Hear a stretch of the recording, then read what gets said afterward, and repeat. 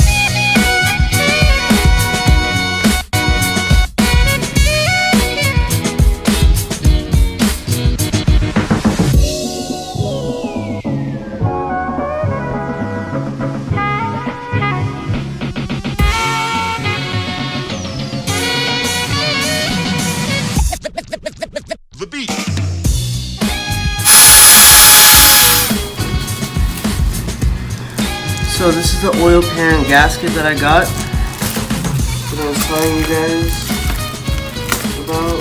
Cleaned off what I needed to clean off from the donor motor, and took everything off the blow motor that I wanted.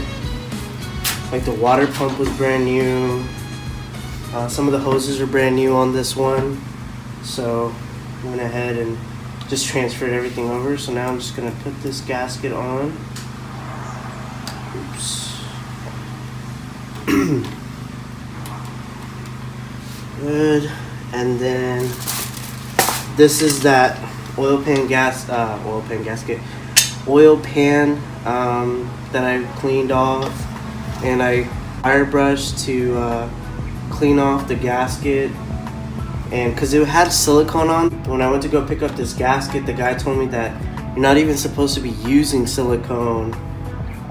People usually cake them on, but a good seal, which is this gasket, should be good enough. So that's what I'm gonna do, and if I see any leaks, we'll see then, but I highly doubt it. It should be good. I even asked the guy, like, hey, do you have sealant? And he was like, yeah, I do, but honestly, you're not supposed to be using sealant. Or silicone, sorry. You're not supposed to be using silicone on these motors. It should be fine the way it is. So, that's what I'm gonna do.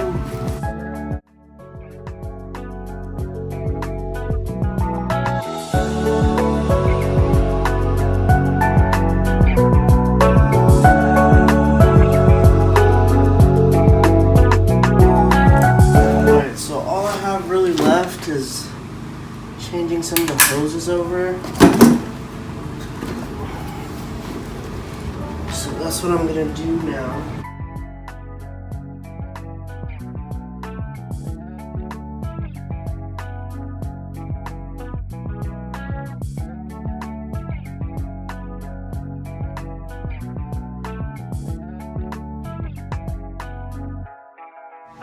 So in metric, it's a 1516.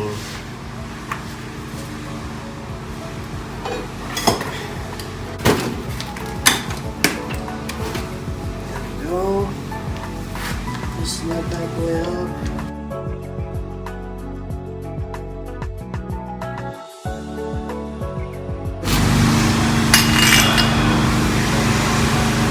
going to be reusing.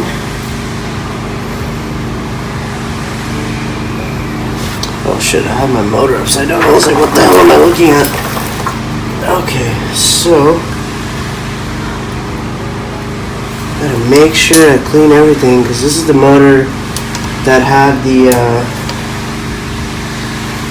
blown rod. So gotta make sure I clean off everything, take off my masking tape, as you guys saw in the earlier video. Alright, cool. So I got the oil cooler on. This one I'm gonna call it. I'm pretty sure this is an oil cooler. I'm not gonna tighten it down just yet. Put this water hose, coolant hose back on. If you're wondering why I took my glove off, it happens quite often. I gotta itch my face, or like some text message or something. Coolant that goes to the oil cooler right here. Okay, finally things are somewhat coming together. So I gotta put this in first. Actually, I do have to tighten now, so I'm gonna go ahead and tighten this.